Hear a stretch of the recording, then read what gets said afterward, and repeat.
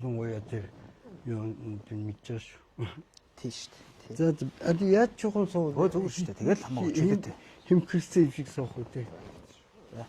За сайн байцгаана уу хүндэт үзэгчтэй та бүхэнд өдрийн мэнд хүргэе. Тэгэхээр өнөөдөр манай студиуд бас нэг сонирхолтой жишээ ирсэн байна. За Монголын уран сайхны кино одоо мөрч киног одоо Монгол түмэн бас үзэж одоо сонирхож ялангуяа тэнд болж байгаа зохиол ялангуяа тэнд болж байгаа үйл явдлуудыг бас их сонирхож байна. Тэгэхээр уг кинон дээр гардаг одоо хошуу ноёны өрсөлдөгч ноён болох одоо Гомд дорж гэж одоо нэрээр одоо олон танигдсан. За энэ хоёр ахтай уулзахад бэлэн болсон байна. За сайн байна.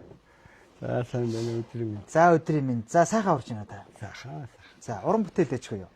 Одоо ингээ явж байна. За үзэгчд үзээд байж байгаа. Өчтөр 6 дугаар ангийн одоо хүүд орлоо тий. Тий одоо ингээл хүлээгээл байж байдаг болсон байна. За тэгэхээр яг хоёлаа мэдээж та уран бүтээлчгүй юм чи уран бүтээлийн талаар хоёлаа яриад тэгэхдээ та эхлээд манай үзэгчд нэг өөрийгөө нэг товчхон танилцуулаад өгөхгүй ямар мэрэгчлээ тий. Ер нь кино урлагтад зүрх сэтгэлээ зориулаад одоо та бол одоо хоёулаа сая ярьлаа ш насаараа явлаа гэх тий. Яа хөөе бид нэр одоо бүр анх бол 1989 онд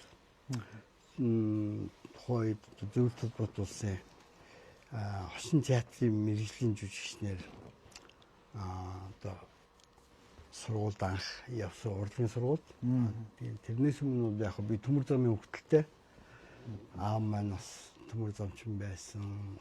Тэгээд удам залгах тийм төмөр замчин болж сургууль төгсч төмөр замд ажиллаж байгаа. Тэгээд өөрийнхөө хүсэл сонирхлын дагуу урлагийн сургуульд шалгалт өгөөд тэгээд зөвлөлт толгойд театрын сургуульд явж ялаа.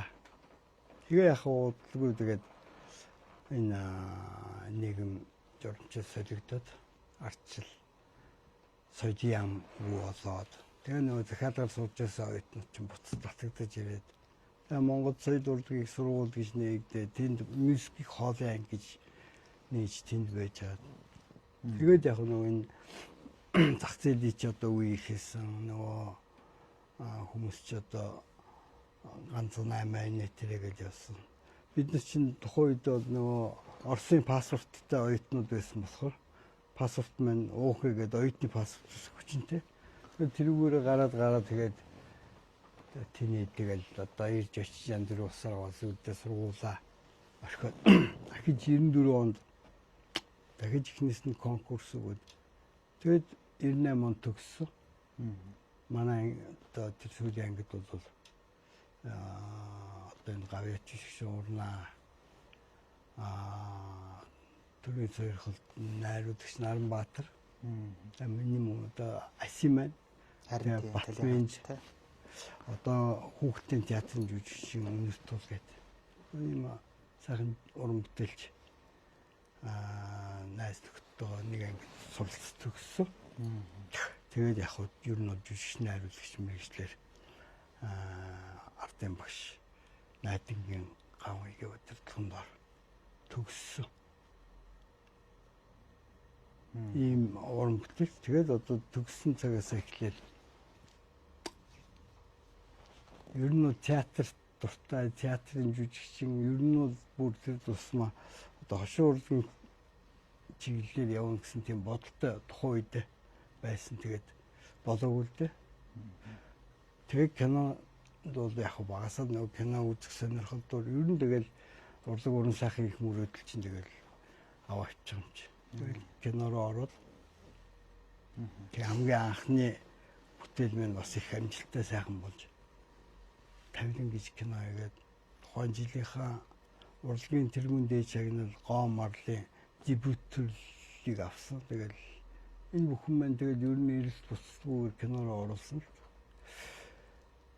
Тэгээд их хэмэлж уран бүтээлийн нэгдэлд 10 жил тэрний дараа тэгээ соёл урлагийн сургуультай багшаар нэг 10 жил ажиллаад тэгэл тэрнээс хойш одоо ингээд буцаад кино хийгээд уран бүтээлийн ажлыг хичээлээд уран бүтээлч одоо ороод энд тариалгүй. Ерөнхийдөө юм л байна да. Ингээ явж байна да гэж тий. Тий, одоо хоёлаа яг таны уран бүтээлийн тухай ярина. Тэрнээс өмнө хоёлаа энэ мөрч кинонд одоо ингээд та тоглосон ингээд би сайн ингээд ярьлаа тий. Тэгэд энэ кинонд анх тоглох болсон шалтгаан тийм үү? Одоо ямар хүн санал тавив тий. Тэгээ та бас яаж хүлээж авав тийм үү? Одоо хүмүүс чинь жүжигчдээ бол зохиолын уншаал тэгж санагцсан ингэ санагцсан гэж ярьдаг юм байлээ. Танд дэр нь ямар санагдсан бэ? Ер нь яг хуу манай продюсер Баяр Жаргал маань надад анх санал тавьд уцаар яриад. Тэгээд ийм нэг зохиол байна та ирээд уулзаад ингээд болох уу гэд. Тэгээд би явж чил яг яасан чи намайг тэр нөө юугаар харцлаа юм бэ л дээ. Манай амраг гэдэг Монгол гэдэг кино шүү дээ. Манж улаасны амбан. Тэгээд очиод зохиолын уншаад таалагдсан. Одоо ангитай. Тэгээд ер нь яг миний нөгөө ингээд нэг кино гэж нэг юм байдаг да гэдэг нь бас биднэрт чинь юм байгаа шүү дээ. Тэрнтэй их гоё яв цав нийлж байгаа учраас энэ бас айтайхан. Би одоо юу гэдэг нэг эргэлзээл ингээл яах вэ шүүгээ шийд гаргаал юм те ингэдэг. Энэ зохиолын уншаал ямар ч тийм эргэлзээ төрхөөгүй те. Окей. Энд бол би тоглох хэрэгтэй гэж шууд бодгдсон. Тэгэл орсон. Гэрээ контрактаа байгуулаад яа ингэ шүү гэж ажиллана. Тий. Тэгээ одоо юу нэм продюсерийн төвч айтаа болцтой. Бидний үеч өөрсдөө бүх зургаа өөрөөсдөө ингээд одоо тийм байхгүй. Тэгээд найрууд чинь бол яг сайхан ажиллаа хийгээд уран бүтээлч нэг ажиллаа хийгээд тусдасаар ажиллаж тэгээд баг хамтууд юм чинь нэгнийгээ дэмжээл өөр хоорондоо зүйлүүд ярилцаал эсвүүдээ урьдчилж бэлдээл те гэсэн их гоё. Тийм нэг зүг болцлогдоо орцох. Тий, одоо ер нь нэг зах зээлийн зарчмаараа болж эхэлж байна да тий. Тий, одоо тэгээд яг хоёулаа нэг үзэгчдийн сонирхолтой асуулт тэгэл танаас асууя. Та хүүгээ ноён болгож чадах болоо дараагийн ноён Эрдэнэ засгийн хошоо гэдэг шүү дээ. Тий, яг ингээд би кинонд гардаг үйл явдлаа ч юм уу яриад ингэчүүл нөө амтгүй болчих. Харин тий. Тэгэхээр хамгийн гол нь амт нь хэрэгтэй шүү дээ. Тийм учраас гарцаа авахгүй зүгээр сайн ингээд лог тий өнгөрсөнд болсон түүнд одоо кинонд байна үзэгдэж байгаа, өгүүлэгдэж байгаа, тоглож байгаа, ярьж байгаа, хийж байгаа юу гэдэг. Энэ бүхэн бол сонголт байгаа шүү дээ. Сонгож хийгдсэн байгаа монтаж. Зүгээр нэг байгаа зураг тавиагүй шүү дээ. Энэ логикийг ингээд сайн харах юм бол тэр дотор ингэ байж байгаа. За одоо энэ 6 ангийн өмнөх анги 1 2 3 4 5 гэсэн анги. Ингээд үзээд ингээд яж хахад бол ингээд шилжилтүүд ингээд яваалаа хин хаана юу яа гэх тийм. Яг мэдээж би бол зохиол уншсан тоглосон учраас мэдж байгаа. Тэгтээ логикийн хөөх хэрэгтэй. Нэгт юу болоод байна? Энд ямар үйл явдал боллоо? Хаана хин юу хийлээ те ингээд ингэж даа. Надтай юу гэх хүүгээ ноён болгож одоо яг энэ ангиудыг гарсан одоо энэ нөхцөл байдал энийг бол би ноён олчлоо гэж те хүүг бол болгочихор миний одоо хараад ноён маань ганц хүүтэй тий хүүн одоогор бол өнгөрчихсөн өөрийгөө амийг үтгсэн тэгээд явж шít тэгж байгаа тий. Тийм ингээл үзэгчдийн тэр доороо комментууд бас сэрэгч юм шиг те энэ тийм ногцсон тийм өшөндөнгөө аваад байгаа юм шиг мэдгүнгээл эцгийн чалцсан юм шиг энэ хүн чалцсан юм шиг тэр ингээл тэгээ одоогор бол тэгээд хүүхдээ бэлдэлж өчтөд 6 дахь анги үтсэн бол тий тэнд миний хийж байгаа үйлдэл тэр хүүдээ би бол ганц хүүтэй хүн. Бас яг Эрдэнэ засгийн оршин юунд дэвштэй адилхан байхгүй. Дээр нь би чинь урд нь миний удмаас ноён сууж ирсэн энэ Эрдэнэ засгийн оршин. Тэ ийм суурьтай, хөрөн бэлчинээтэй, ганц хүүтэй хүн хин байгаа үү те? Хурц. Тийм хурц гэж шүү нэр. Гэх мэт ингээд тэр дотор бол зохиолчдын найруулагчдын сонгуульд хийсэн. Тэгээд жүжигчтэйгээ ингэж одоо эвэлж болсон. За тэр миний тэр таавар таалгаж байгаа хэсэг нь тэр бол дамдын мөрчид те зориулж байгаа подтекст шүү дээ. Тийм зүгээр нэг ийм таавар байдаг гэдэг биш те. Хэлээд байгаа юм биш те. Тэр хүнд бүр зориулж те. Цаанаа бүр өөр утгатай. Тэр үүрээ дамжуулж үзэгчдэд зориулж байгаа юм шүү дээ те. Тийм. Тэгэл үзэгчдийг л хөтлөж байгаа. Тийм. Тэгэд бас би танаас нэг асуулт асуухгүй байж бас болохгүй. Энэ тоо хоёр одоо тэр юндэн дээрж ноён гэдэг байгаа шүү дээ кинон дэр. Тэр дүр одоо таны дүр хоёр ингээд их тийм их хоршоод бие биений чимээд ч гэдэг юм уу те. Ийм яг л нэг байхаар ийм хоёр ингэж харагдаад байдаг. Тэр нэр нь тэр одоо юндэн дээрж ноёнд тоглосон одоо тэр жүжигчин тухай та нэг яриач.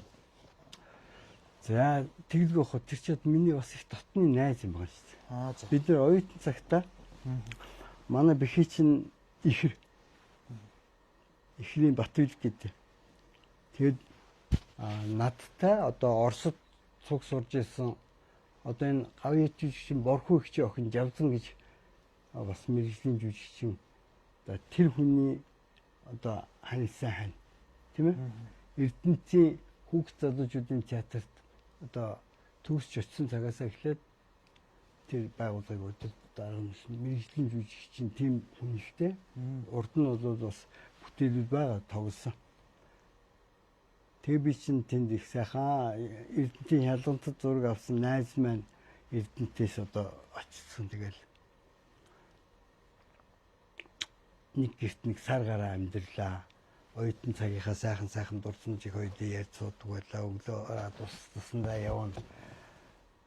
Тэгэл ер нь одоо бүр манай бэхий чинь Эрдэнэтээс ирэхдээ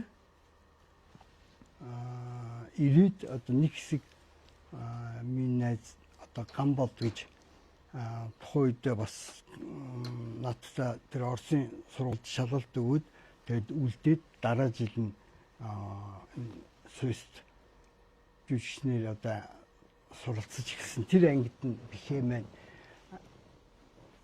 орд сураа тэгээд нэг хэсэг Гамбагинд бас цуг амьдч бид нар чинь ингээд нэгнийхээ ингээд бүүнөрөө ингээд тэр үеийн оюутнууд тийм байдаг шүү дээ. Ном сургуул гэр орон бараг нэг юм шиг ингээд явдаг. Тийм дотны маань найзлт. Тэгээ харин энэ уран бүтээл дээр нэгт хамтарч байгаа бас Батминд биш үү? Одоо энэ 10-дан. Тийм. 10-дан битүүр чинь одоо миний 94-өөс 98 онд суралцсан ангийн маань алтан бүртээр байхгүй. Битүүр одоо тухайхаа оюутны наадмад бүх юм тэгэл хамтдаа ордог. Тэгээд манай Батминд чинь яг дуулаачаар нөө бас давхар сонгон сууж аваад байн тогш маань онцгой дуучин болгосон л доо. Тэгээд дөөрийн театрт бас их олон жил гоцлоо шээс. Харин тэгсэн гэдэг тийм. За хоёул ингээд таны уран бүтээлийн тухай бас нэг ярий. Энэ одоо ингээд хоёулаа сая нэвтрүүлэх юм ярьлаа тий. Хайр харуулцал гэл одоо ингээд Монгол түмэн бол бүр сайн мэднэ. Одоо Massive Production хийсэн. За тэгээд нөгөө одоо найз гээд киног бас тий. Одоо нөгөө X2-ийн тоглосон гэл. Тэгээ гих мэтлэнгээр одоо ингээд яг таны хэлж байгаа кинонуудыг бол ингээд яг мэдчихэж байгаа юм кинонууд байгаа тийм. Тэгэхээр хоёлаа энэ кинонуудын талаар одоо бүгдийг нь ярьж амжихгүй ч гэсэн одоо хамгийн их олон төрсний хэдий киног нэг зогсохын дурдад хоёлаа өнгөрүүл ямар вэ? Жишээ нь одоо тэр хайр харуулслыг одоо анх яаж одоо санал тавьж одоо яаж сэтэл санаа яаж гарав? Одоо маскийнхантай хийсэн шүү дээ тий. Одоо маскийн Эрдэнэ зам бит хоёр бол бас нөгөө юм оюутан цагийн яг одоо энэ бихээ бид нар ингээд бүр тэр 90-ад оны үед одоо бид нар маань сургуульд ороод ингээд нийлээд найз нөхдөд бас их дотно. Бүр амны юм 10 агасаа цуг байсан юм шиг ийм найзууд баггүй. Тэгээд яг хөө мэдээж тусгай уран бүтээл их өгөл явдсан. Тэгээд миний одоо хийсэн бүтээлүүдээс бас хайр харуулслыг бол хүмүүс их сайн мэддэг. Энийг бол маск продакшн надад өөрсдөө санал тавиад тэгээд нэг тухайн үед нэг юм зохиол үзүүлээд одоо энэ ингээд юу яц юм бид нэг ийм тайзны номер хийсэн чинь тийм инээдтэй биш. Тэгтээ айгүй дараамтай ийм юу болчиход исэн юм тэгээд энэгээр бид нэг ийм кино хийх санаа байна мэн гэл. Тэгээд зохиолын уншаад би тэр яг зохиол нь бол яг тухайд бол хүлээж авах л би бол хийж чадахгүй нэгээр энэ бол яг та нар хүсэж байгаа зүгээр та нар Европоор яваад ирсэн чинь дараа би юм үзүүлээ. Та нарын одоо энэ хүсэж байгаатай чинь тэгээд тэднийг яваад ирэхэд би одоо энэ хайр харуулах зохиолын ерөнхийдөө зохиолын биччихсэн. Тэгээд дээрээ үзүүлсэн чинь тэд таалагдал тэгэл окей даа нэг хийгээл тэгэд орсон. Тэгээ энэ зохиолын текст юм хүмүүс дээр манай MC бас их гоё сайхан ажиллаж байсан. Ер нь бол 10 жил байсан хүүхдүүд тийм ээ ахаад нэг 20-30 жилийн дараа ингээд амьдрал урагшаа харж явсаар аваад ер нь ардаа юу үлдээснээ мэдхгүй тэр нь эргээд өөрт нь амьдралд юу болж ирж байгаа тийм. Ер нь бол миний хийдэг киноны одоо гол юу барьдаг хэлдэг санаа бол энэ хувь тавилангийн тухай. Тэгээ ер нь амьдрал хүн одоо үнэнч одоо итгэлтэй юу гэдэг хот хормоггүй зөв одоо өөрөө мэдчих ч мэддгүй ч зөвийг сахиж ингэж амьдрах юм бол хувь тавилан түүнийг заавал шагнажид гэсэн юм миний амьдралд их тохиолж байсан л байна. Тэгээ ер нь тийм үзэл санаатай болчтгүй юм байлээ хүн. Тэгээ тэр мэн ингээд уран бүтээл мэн тогтчихсон. Тэгэл ер нь юм бүтээд хийхэд заавал тэр тухай ингээд өгүүлчих гээд байдаг. Тэгээ альч кинон дээр мэн ер нь баг эдгээр байж идэг шүү. За тэгвэл халуун сэтгэлийн тухайд. Халуун сэтгэл бол эрхэм элч уран бүтээлийн нэгдлийн одоо харьяалагддаг бүтээл ахгүй. Яг би бол найруулагч нь. Гэтэ би энэ зохиолыг жагаа ахта амт зэрэн багт нь захиалж бичүүлсэн. Цагаа ах маань нараа бид одоо манай эрхэм элчийн одоо бүтээл кино уран бүтээл юу хийх вэ яах вэ гэдэг. Тэгээ энэ ингээ бодогдоод байсан сэдв бидний дунд байсан л да. Тэгээ энэ сэдвэр чинь манай одоо энэ алдарт сэтгүүлч телевиз сэтгүүлч хингаа юу гэдэг нэртэй лээд нэг тийм тухайн үед тийм амар бүр сэтгэл өмөрсөн тийм нэвтрүүлэг хийжсэн. 66 оны 10 сарын 2-нд Угтаал цайданд болсон түүмрийг амсалмаа. Амсалмаагаа гэх тийм амсалмаагаа. Тэгээ тэр чинь нэг 90-ад оны үед ч л гарсан шиг. Тэгээд ингээд үлдсэн нэг юм юу явж исэн. Тэгээд тухайн үед одоо их мэлчтэй чад манай нараа энэ тухай ярьлаа яа. Тэгээд ингээд ерөөсөө асц тэгэл яах вэ хүү. Тэгээд тэр үед жагаахтайгаа би бас их дотно танилцаад сургуулийн жаргал сайхан те нэрт одоо жүжигийн киноны нэртэй мастер шут манай багш одоо наа бод гэж урлагийн говьяа цэцгэлтэнд найруулагч бол тогш мэн намайг одоо сайн найз нь учраас намайг танилцуулсан байхгүй. Тэгээд тэрнээс хойш бид ингээ уулзаад яриад мараа тэгээд энэ зохиолыг одоо ингээд захиалаад энэ дотор болж байгаа үйл явдал мовдол тэгээд би тухайн үед бас тэр зохиол орчинд адилуулаад нөгөө Бадрууга ахтаа бас нэг тийм хүндэтгэл гэдэг юм уу те.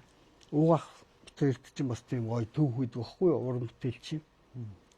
Тэгээд тэр кинонд дотор нэг юм одоо камео маргийн маягийн тийм хэсэг ууган гэж багш гарна.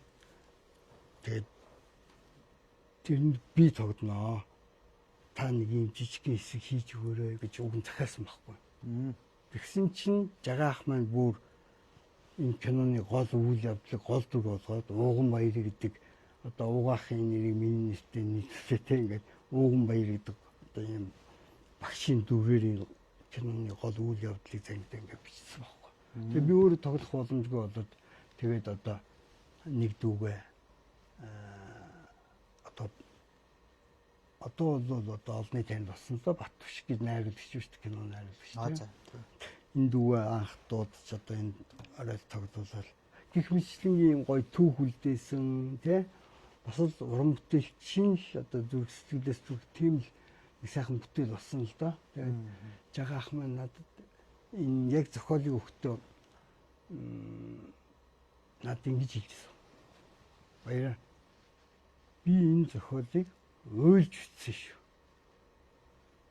За чи тэгээд энийгээр одоо бүтэл хийгээд тэгээ би үзэн.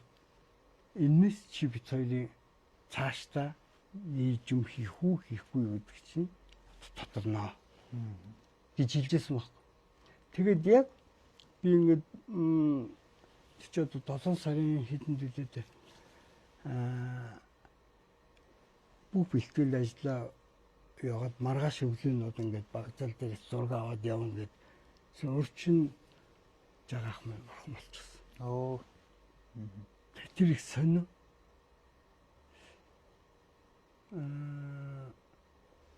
Над руу таних хүн Японоос Англиас сэмэн тань манай дүү миний том ихчийн нэг охиныг танд билэн билээ. Тэгээд тэрүүгээр дамжуулаад миний усыг аваад жаргал сайхан ахын хүүхдийн дугаар байна уу. Үгүй би одоо мэдхгүй хүм ер нь бол жагаахтаа л хажууд болохоос мэдгүй шүү дээ. Тэгээ ингэсэн чинь хүүд нь холбоо өрж хэлэх гэсэн юм аа. Жагаах ингээд бурхан болчихсон. Тэгээд ингээд яг тэр бүтээл гардын урд ойрын бурхан болчихсон. Тийм бас юм түүх байна. Тэгээд халуун сэтгэл бол тэгж бүтсэн. Тухайн үед бол халуун сэтгэлийг өштэй маш их хүн үтсэн. Ялангуяа ахмадууд тэр нөө 66 оны үйл явдал учраас тийм. Яг тийм халуун сэтгэл гэж кино бүтээсэн. Ер нь бодит үйл явдлаас идэвсэн тий. Тийм. Тавгах гол дүртэн тоглолтсон шүү дээ. Эсрэг дүр. Хүмүүс тухайн үед бол лавгах гэсэн үзэн ядчихсан. За тэгвэл найз ус их гоё кино тий. Бас л найз ус яригддаг тийм киноны тоонд ордог л доо. Хүмүүс аягүй их мэддэг. Найзыг бол би ямар юутай гэхээр миний найз болдоотор одоо энэ юндэн болдоо гэдэг юм да. X төрцөө юндэн тоглодог мюзиклийнх нь. За тийм. Одоо телевизийн орчуулгын киноны жүжигчин баггүй. Болдоо маань Европ солонгосоор явж байгаад ирсэн. Тэгээд ирээд одоо ингээд нэлээд олон жил ингээд явчлаа. Одоо урдаг уран сайхны хиймээр байна гэх. Тэгээд нөгөө хэдэн найзууд одоо ингээд доо маяа ингээд тэдний ангийнхан ингээд уулзалтаа сууж ярьж өрөөд ирсний тэмдэглээл. Тэгж яхтаа тэгээд нэг юу ингээд одоо бид нар бүгдөө л нэг продакшн тодголох толгоолоод ахлах ийм хийгээ байж гэн одоо болдоо минь яа туслах бол тэгээ болдоо нэг кино хиймээр нэгэд тэгээд одоо бит хоёр ийм найзын тухай ийм кино хийж хоёулаа Сэлби амралтан дээр нэг 7 хоног зохиолоо бичиж аваал. Тэгэл найзууд нь дэмжиж болдог юм тий. Тэгээд энэ бүтэл гарсан л да. Ер нь тэгэл тэнд оролцсон бүхэл одоо тэрний артал тэр бүтээлийн арталд бол яг л бас найзууд байсан байхгүй. Тэгээд гоё бүтээл.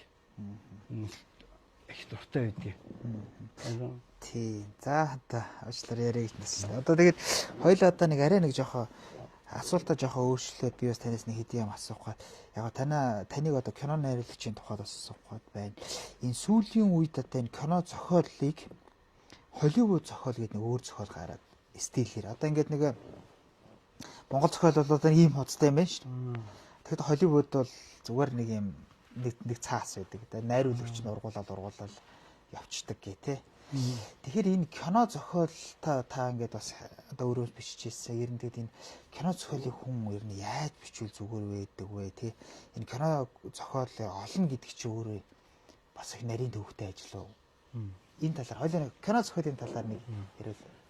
Гэхдээ маань мэдний тийм онгод хэмрэн үлгэлэл ингээд бич төрөөд идэх хүн бол биш л дээ. Тэгэхээр болцоо нөө юу сэтгэлийг чинь зоож түүний гал хүн бичдэг гэдэг шиг те. Тэгээ яг мэдээж ингээд уран бүтээлд оролцсон бүтээсэн тийм туршлага байгаа учраас тэрэн дээр л дулдууд биччихлээ юм л. Тэгээ сайнтай муутай тэгэл аль болох бүтээл гарахаас өмнө цаасан дээр л одоо юмаа сайн чихвэл гэж аваад бүр ингээд тэр чи одоо мөнгө урсахгүй тий. Яг л цаасныхаа тэр ширээнийх бичиж байгаа тэр явал яг л нэг хүн үзэхэд уншихад нүдэнд нь харагдаад ингээд тэр хэмжээнд болгож аваад тэгэл гарч байгаа. Түүнээс учиргүй ингээд одоо маань бичээ тэр Холливуд юм ингээд сурсан биш тэг. Тэр Холливуд зохиол бол нэг цаас л байдаг гэж байгаас нэг найруулагч. Гэхдээ тэр ч бол яг одоо зөвхөн ерөнхийдөө синопсис байгаа юм л тийм ингээд энд бол нэг юм өгүүлнэ.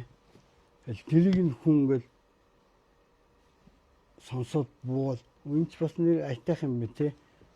Яаж өрнөх юм бол ингээд цаашаа том зохиолыг үздэг байх л та.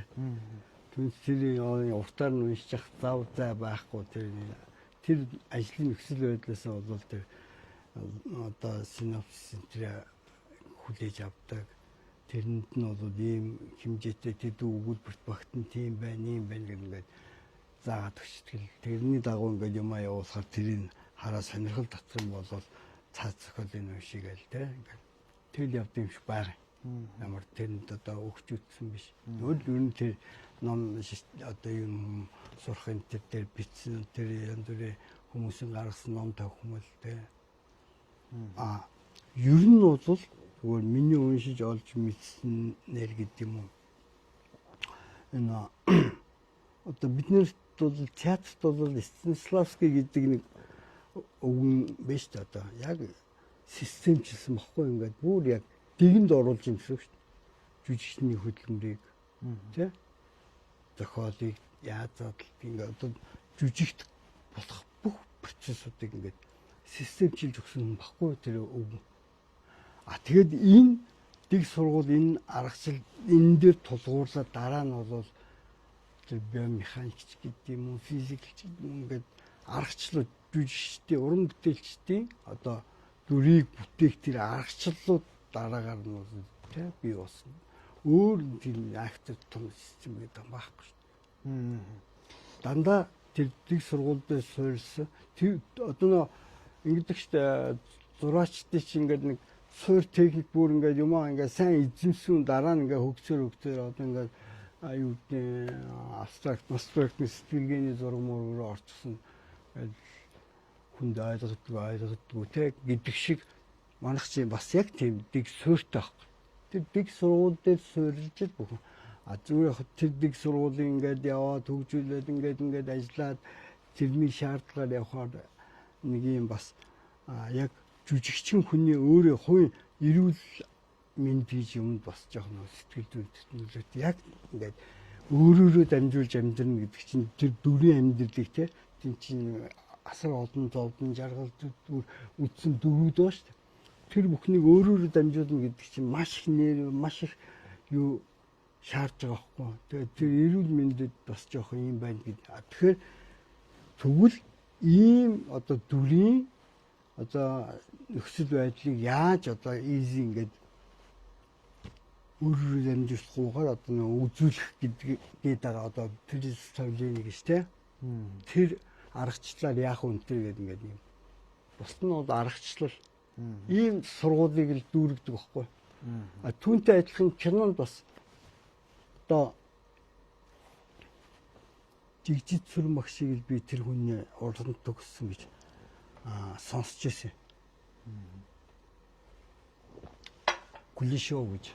За тэр хүн бол яг энэ киноны энэ юг бас ингэж системчилж те энэ одоо цаасан дээрх кино бол ийм байна. Дөрүүд ингэж ажиллах хэрэгтэй, ингэж хийх хэрэгтэй гэдэг ингээд Кулишовын эффект гэж бүрдэв. Ийм юм одоо тийм юмнууд бол биднес байна л да ингээд ном сурахад эдмийн ажил үзэж төлөвлөл одоо ингээд судлах мэдэх гэж одоо энэ мэргэжлэнд эрдмийн талаас нь яадгийг системчлэх юм уу эсвэл зүгээр ингээд яг уран бүтээлчийн фантази маар ингээд яваад байдаг юм төлөвлөж. Тэгээ мэдээж эн чинь яг бүр яг тэгнэ гэсэн юм хөл байхгүй шүү дээ. Уран бүтээл гэдэг бол ерөөс сэтгэлийн юм учраас тийм. Энд юу вэ? Түүнийг чамд хэлхийг хүсэж байгаа зүйлээ л одоо хийж байгаа шүү дээ. За ингээд та бүхний ярилцлага одоо ингээд хойл ингээд яриад байгаа учраас ингээд цаг хурд явчихлаа. Тэгээд та бүхний ярилцлага өндөрлөх тийшээ хандаж байна. Би танаас нэг сүүлийн 2 асуултаа асуугаад хоёулын ярилцлага өндөрлөе. Эхний асуулт бол энэ та бас ингээд театрт хайртай, ер нь театр гэж зүйлийг бас 2 3 удаа тэрнээс хойш ярьлаа. Одоо манай Монгол улсад энэ театрын урлаг ер нь таны бодлоор ямар төвшөнд явж байна вэ те? Одоо ялангуяа тэр 2000-ад он, ялангуяа тэр 1990 он, за бүр 2000-ад оны сүүл мөлд бол уналтанд орсон гэж яриад байсан шүү дээ. За өнөө сүүл тэр нэг тамггүй төр мөрөний гайгүй яваад тэгэхээр одоо гайгүй сэрэгжээнүү да гэж ярих ч юм уу те. Тэгэхээр энэ театрын урлаг ер нь ямар төвшөнд одоо байна? Энийг ер нь одоо хөгжүүлэх гэх юм уу одоо эсвэл шин шатанд гаргахад одоо ямар бодлого хэрэгтэй байд юм бэ? Би бол өөрөө яг мэдээж театр дуртай хэрнээ. Одоо ягаад театр руу очив? Миний бас нэг ингээд театр дотроо сонирхдаг тэ төрөл зүйл нэг юмд. Тэр нэг тийм актер хөгжөөгүй. Би бол ер нь жоохон үггүй жүжиг сонирхдаг хүн баггүй юу. Тэгээд ер нь бол одоо үггүй жүжиг тэнд бас жүжигчний уран чадвар бол тэнд оршдог гэж боддог. Сэтгэхүйн үйлдэлийг яаж одоо бие юм тэ үйлдэл болгох уу гэдэг юм. Үгийн үйлдэлийг баг хэрглэж яаж бүтээх би тэр талын сонирхолтой байхгүй. Тэгээд тэр нөхцөл байдал маань бас нэг тийм нийгэмд газар одоо юу гэж сонирхол татахгүй ч юм. Нэг хөгжиж ирв. Одоо хүмүүс бол яг пантомимо гэж голцоо ярих гэдэг юм. Биш л те. Яг үгүй жүжиг гэдэг чинь бол дотор олон төрөл бас. Тэг ер нь бол илэрхийлэн одоо би хөдөлгөөн сэтгэлийн хөдөлгөөн те бие үйлдэл сэтгүүл үйлдэлийг л одоо голчилдог л тийм сонирхолтой байхгүй. Тэгэхээр одоо энэ өнөөдөр энэ мага үгийн үйлдэлээр одоо гоцоо илэрж байгаа сонгодог театрт энэ чиг нэг тийм актер юу биш. Манайд бол тэр уламжлалт театр л байна.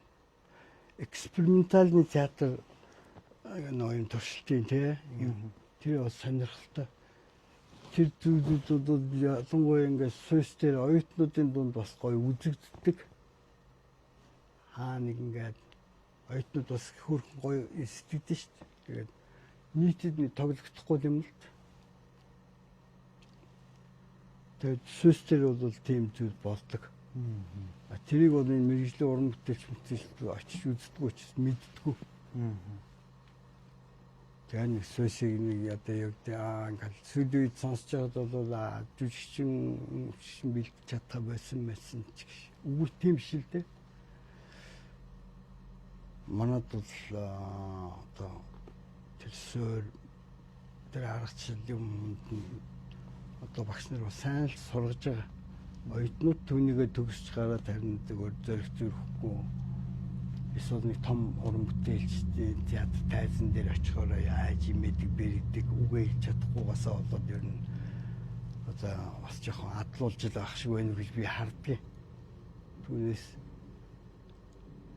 бас бэлдээл манай чийж уралдаа тэмцээнд очиод орохоор чинь Монголын одоо оюутнуудыг айгүй өндөрөөр үнэлдэг шүү дээ. Тэр нь гэхдээ тийм худлаа биш. Зүгээр нэг очиод нэг юм сертификат аваад ирдэг юм шиг бодоод өгүүлдэ очиод ингээд тоглоод тэнд тайзан дээр өгдөж байгаа нөхцөлд амьдарч байгаа байдал түүнийг өөрөөрөө дамжуулж байгаа хичнээн гадаад хэл дээр ч юм уу эсвэл үгүй байсан ч тэндээс яг тэр үзэгчдийг ингээд харцаагүй ингээд хөдөлгөөнгөө автуулж чадж байгаа. Тэр чинь ур чадвар байхгүй юу? Тэр чинь театр байхгүй юу? Уг нь бол түүнээс барилга биш тийм. Яг л чи миний ярианд автаж байгаа шиг жүжигчдийн